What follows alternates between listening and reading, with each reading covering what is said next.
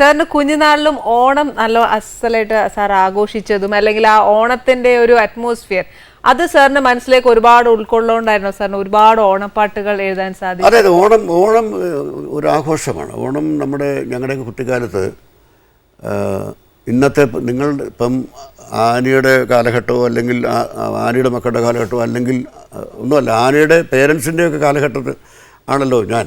അപ്പോൾ ആ കാലഘട്ടം എന്ന് പറഞ്ഞു കഴിഞ്ഞാൽ ഇന്നത്തെ പോലെ മോഡേൺ ഫെസിലിറ്റീസ് ഒന്നുമില്ല, ടെലിവിഷൻ ഇല്ല, ആകെ ഉള്ളത് റേഡിയോ ആണ്. റേഡിയോ എല്ലാ വീടുകളിലും ഇല്ല. അപ്പോൾ പിന്നെ ഇതുപോലെ ഗൾഫ് മലയാളികളില്ല. ഈ വളരെ ദാരിദ്ര്യമാണ് ഗ്രാമങ്ങളിലൊക്കെ. നമ്മുടെ ഒരു 3 നേരം ആഹാരം കഴിക്കുന്ന വീടുകൾ കുറവാണ്. അങ്ങനൊരു കാലഘട്ടമാണ്. അപ്പോൾ അവരുടെ സ്വപ്നമാണ് ഓണം. അപ്പോൾ അതാ കാണം വിറ്റ് ഓണം ഒരു പഴമൊഴിയുണ്ട്. അപ്പോൾ ഓണമാണ് ഇവരുടെ ഒരു സമൃദ്ധി. എങ്ങനെയാണെങ്കിലും അത് കടം മേടിച്ചോ എങ്ങനെയെങ്കിലും ഓണം അവർ ആഘോഷിക്കും. അപ്പോൾ ഓണം ഒരു സ്വപ്നമാണ്. അപ്പോൾ എനിക്ക് അങ്ങനെ ഒരു വളരെ പരിതാപ നിലയില്ലായിരുന്നെങ്കിൽ പോലും നമുക്ക് ഓണത്തിന് ആണ് ഡ്രസ്സൊക്കെ കിട്ടുന്നത്. നല്ല ഡ്രസ്സ് എപ്പോഴൊന്നും ഡ്രസ്സ് വാങ്ങിക്കാറില്ല, കിട്ടില്ല. ഓണം വന്നാൽ തീർച്ചയായിട്ടും ഉടുപ്പ് കിട്ടും, നല്ല ഉടുപ്പ് കിട്ടും, നല്ല നിക്കറ് കിട്ടും. അപ്പോൾ നല്ല പിന്നെ പലഹാരം അമ്മ ഒരു അത്തം നോലെ ഉപ്പേരി വറക്കാൻ തുടങ്ങും, മനസ്സിലല്ലേ, ശർക്കര വരട്ടി ഉണ്ടാക്കും. ഇതൊന്നും എല്ലാ ദിവസവും ഇല്ലല്ലോ. ഇന്നിപ്പോൾ ശർക്കര വരട്ടി എല്ലാ കടയിലും കിട്ടും, അന്ന് കിട്ടില്ല. അല്ല, അന്ന് കടകളിൽ ശർക്കര വരട്ടി ഒന്നും കിട്ടില്ല, ചിപ്സ് ഒന്നും കിട്ടില്ല, ഒന്നുമില്ല. വീടുകളിൽ ഉണ്ടാക്കിയാലേ ഉള്ളൂ. ഇന്നിപ്പോൾ നമ്മുടെ സംസ്കാരം മാറിയില്ലേ. ഇപ്പൊ നമുക്ക് എന്തും കിട്ടുമല്ലോ കടയിൽ. വില കൊടുത്ത ഇപ്പൊ പായസം, ഇൻസ്റ്റന്റ് പായസം വെള്ളത്തിട്ട് കഴിഞ്ഞാൽ പായസമായി, തിളച്ച വെള്ളത്തിട്ട പായസമായി. അതങ്ങനെയല്ലല്ലോ. അന്നത്തെ കുറച്ചുകൂടെ മൂല്യം ഉണ്ടായിരുന്നു. ഇപ്പൊ മുഴുവൻ കൊമേഴ്സ്യലൈസ്ഡ് ചെയ്യപ്പെട്ടു. സാറിന് ഓണപ്പാട്ടുകളിൽ സാറിന് ഇഷ്ടപ്പെട്ട വരികൾ ഏതായിരുന്നു? ഒരുപാട് പാട്ടുകളുണ്ട്, ഇഷ്ടംപോലെ ഉണ്ട്. എന്നാലും ഉത്രാട പുനരവേവ, അത് വളരെ ഇഷ്ടമാണ്. എന്താണെന്ന് വെച്ചാൽ അതിനകത്തൊരു ഞാനൊരു ചന്ദനക്കുറിയൊക്കെ തൊടുന്നു എങ്കിലും ഞാനൊരു തൊഴിലാളികളുടെ കൂടെ നിൽക്കുന്ന ഒരു ഇടതുപക്ഷ അനുഭാവിയാണ്, അധ്വാനിക്കുന്നതിന് കൂടെ. ഞാൻ ആദ്യത്തെ കമ്മ്യൂണിസ്റ്റ് ആരെന്നറിയോ? Jesus Christ. ക്രിസ്തുവാണ് ആദ്യത്തെ കമ്മ്യൂണിസ്റ്റ്. മാർക്സ് ഒന്നുമല്ല. മാർക്സ് പിന്നെ വന്നു. ക്രിസ്തു എന്താ പറഞ്ഞത്? അധ്വാനിക്കുന്നവരും ഭാരം ചുമക്കുന്നവരും എൻ്റെ പിന്നാലെ വരുവൻ എന്നല്ലേ പറഞ്ഞത്. പണക്കാരെ വിളിച്ചോ? ഇപ്പം സ്ഥിതി വേറെയാണ്, എന്നാലും. അപ്പോൾ ആദ്യത്തെ കമ്മ്യൂണിസ്റ്റ് ക്രിസ്തുവാണ്. രണ്ടാമത്തെ കമ്മ്യൂണിസ്റ്റ് ആരാണെന്നറിയോ? പ്രവാചകൻ, നബി. അദ്ദേഹം പറഞ്ഞൊരു വാചകമുണ്ട്: അധ്വാനിക്കുന്നവൻ്റെ ശരീരത്തിലെ വിയർപ്പുണങ്ങുന്നതിന് മുമ്പ് അവൻ്റെ ശമ്പളം കൊടുത്തിരിക്കണം. ഇത് നബി വചനമാണ്. അത് കമ്മ്യൂണിസ്റ്റ് അല്ലേ പറഞ്ഞത്? അപ്പോൾ ലോകരെല്ലാവരും പാവപ്പെട്ടവൻ സുഖമായിരിക്കണം. അപ്പം ഈ ഉത്രാട പുനരാവേവ എന്ന് പറയുന്നത് മറ്റൊരു കവിയും ചെയ്യാത്തൊരു കാര്യം ഞാൻ ഈ ഉത്രാട പുനരാവ് ചെയ്തിട്ടുണ്ട്. അതായത് ഓണം ആഘോഷിക്കുന്നതിന് മാത്രമല്ല, ഒന്നുമില്ലാത്തവൻ്റെ കൂടെ ഓണം. അതിനകത്ത് രണ്ടാമത്തെ ചരണം പറയുന്നത്: തിരുവോണത്തിൻ കൂടിയുടുക്കാൻ കൊതിക്കുന്നു തെരുവിൻ മക്കൾ, അവർക്കില്ല പൂമുറ്റങ്ങൾ പൂനിരത്തുവാൻ, വയറിൻ്റെ രാഗം കെട്ടേ മയങ്ങുന്ന വാമനന്മാർ, അവർക്ക് ഓണക്കോടിയായി നീ വാ എന്ന് ഞാൻ നിലാവിനോട് പറയുക. അവരെ നല്ല ഉടുക്കാനൊന്നുമില്ലാതെ റോഡിൽ കടത്തന്നെ കിടക്കുക. നിലാവ് നീ വന്ന് അവരെ പുതപ്പിക്കും, അങ്ങനെയെങ്കിലും അവർക്കൊരു ഭംഗിയുള്ള.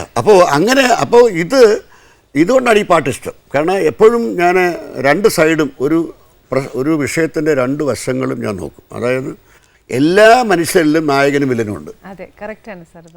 ഉറപ്പാണ്. അതിൽ നായകൻ നമ്മൾ സങ്കല്പിക്കുന്ന ആ ഭാവം കൂടിയിരിക്കുന്നവരെ നമ്മൾ നല്ലവരെന്ന് പറയുന്നു. ഈ വില്ലൻ്റെ ഭാവം കുറഞ്ഞിരിക്കുന്നവരാണ് നല്ലത്. വില്ലൻ്റെ ഭാവം കുറച്ചുകൂടി കുറച്ചുകൂടി ഇരിക്കുന്നവരെ വില്ലെന്ന് വിളിക്കുന്നത്. അല്ലാതെ തെറ്റ് ചെയ്യുന്നവ മാത്രമായിട്ട് ഒരുത്തൻ, നന്മ ചെയ്യുന്ന മാത്രം ഒരുത്തൻ ഇല്ല. അങ്ങനെ ഉണ്ടാവും മനുഷ്യനല്ല. പിന്നെ അത് മനോഹരമായിട്ട് വളരെ പൂക്കളം കാണുന്ന പൂമരം പോലെ നീ പൂമുഖത്തിണ്ണയിൽ നിന്നു. അപ്പോൾ പൂക്കളം കാണുന്ന പൂമരം പോലെ, പൂക്കളം മുമ്പ് ഇട്ടിട്ടുണ്ട്, എവിടെ ഒരു പൂമരമാണ്. അപ്പോൾ പൂക്കളം കാണുന്ന പൂമരം പോലെ നീ പൂമുഖത്തിണ്ണയിൽ നിന്നു.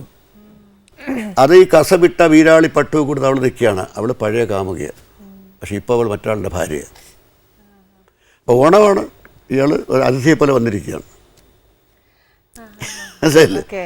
ആമന്ദമാമന്ദമോമനക്കാൽ വെച്ചു താളത്തിലെന്നടുത്തെത്തി പൂമിഴി കൊണ്ടു തലോടി എന്നുള്ളിൻ്റെ പൂമുഖവാതിൽ തുറന്നു. പൂമിഴിയുടെ അവളെ കണ്ണുകൊണ്ട് എൻ്റെ മനസ്സിൻ്റെ വാതിൽ തുറന്നു. അങ്ങനെ ഇതുപോലുള്ള വളരെ സെൻസിറ്റീവായിട്ടുള്ള ചില അംശങ്ങൾ വെക്കുന്നതാണ് എൻ്റെ പ്രണയഗാനങ്ങൾ ഹിറ്റാകുന്നത്. തീർച്ചയായിട്ടും സാർ, എന്തോരം ഓരോ വരികൾ ഉൾക്കൊണ്ടാണ് എഴുതുന്നതെന്ന് ഇപ്പൊ നമ്മൾ ശരിക്കും ഒരു വരികൾ കേൾക്കുമ്പോൾ അതിനെ ഉൾക്കൊള്ളുന്നുണ്ട്. പക്ഷെ ഇത്രയും ഡീപ്പായിട്ട് സാർ അത് എഴുതുമ്പോൾ ചിന്തിക്കുന്നത് കേൾക്കുമ്പോയോ അല്ല, ചിന്തിക്കാൻ താനേ വരുന്നതാണ്. അതൊരു പ്രവാഹം നമ്മൾ സൃഷ്ടിക്കുന്നതല്ല, താനേ വരുന്നതാണ്. ശരിയാ, അതാണ് ടാലൻ്റ്. നമ്മളിപ്പോൾ ചിലപ്പോൾ ചോദിക്കും, ഇപ്പം ഇലഞ്ഞി പൂമണ ഒഴുകി വരുന്നു. എൻ്റെ അടുത്തൊരു ഒരാൾ ഒരു ഫാൻ ചോദിച്ചു, ഇലഞ്ഞി പൂമണ ഒഴുകി, ഇലഞ്ഞിപ്പൂമണമൊഴുകി വരുന്നു, ഇന്ദ്രിയങ്ങളിലതു പടരുന്നു, പകൽക്കിനാവിൻ പനിനീർ മഴയിൽ പണ്ടു നിൻമുഖം പകർന്ന ഗന്ധം, ഇലഞ്ഞിപ്പൂമണമൊഴുകി വരുന്നു എന്ന് പറയുമ്പോൾ അപ്പോൾ എൻ്റെ ചോദിച്ചു, സാർ എങ്ങനെ ഈ രണ്ട് ഇന്നും അവസാനിക്കുന്നത്, എങ്ങനെ വരുന്നു അത് ചോദിച്ചാൽ എനിക്ക് അറിഞ്ഞൂടാ എന്നുള്ള സത്യം. It comes. അപ്പം ഇലഞ്ഞി, അപ്പോൾ തുടക്കത്തിൽ ആദ്യാക്ഷരം ഈ തുടങ്ങുന്നു, ഇലഞ്ഞി തുടങ്ങുന്നു, അടുത്ത് ഇന്ദ്രിയം എന്ന് തുടങ്ങുന്നു, അവസാനം പടരുന്നു, റൈം. അപ്പം അത് നമ്മുടെ ഇപ്പോൾ സംഗീതം, എൻ്റെ പാട്ടുകളിപ്പോൾ 50 വർഷം, ഇപ്പോൾ ഹൃദയസഹസ്രേ പ്രണയപുഷ്പം എന്നുള്ള പാട്ട് വന്നിട്ട് 50 കൊല്ലമായി. 50 വയസ്സായ ഒരാൾ വൃദ്ധനാണ് അല്ലേ? പക്ഷേ ഇപ്പോഴും ഹൃദയസഹസ്രേ യൗവനമാണ്. അപ്പോൾ 50 വയസ്സ് പ്രായമായി. എന്നോട് നിൽക്കുന്നത് ചോദിച്ചാൽ ഞാൻ തന്നെ ആലോചിക്കുമ്പോൾ കാരണം വെച്ച് കഴിഞ്ഞാൽ ഈ സംഗീതത്തിൻ്റെ താളം ഉണ്ടവിടെ. പക്ഷേ ഞാൻ അത് എൻ്റെ I bring A lyrical rhythm. അപ്പോൾ ഈ ലിറിക്കൽ റിഥവും ഈ സംഗീത റിഥവും കൂടെ ചേരുമ്പോൾ ഒരു പുതിയ മാനം ഉണ്ടാകും. അതിപ്പോൾ ഇലഞ്ഞിപ്പൂമണമൊഴുകി വരുന്നു, ഇന്ദ്രിയങ്ങളിലതു പടരുന്നു, പകൽക്കിനാവിൻ പനിനീർമഴയിൽ പണ്ടു നിൻമുഖ 3 പാവന്ന് വീണപ്പോൾ ഋതമായി. അത് ഞാൻ മനഃപൂർവ്വം വരുന്നതല്ല, താനേ വരുന്നത്. ദൈവം തന്ന.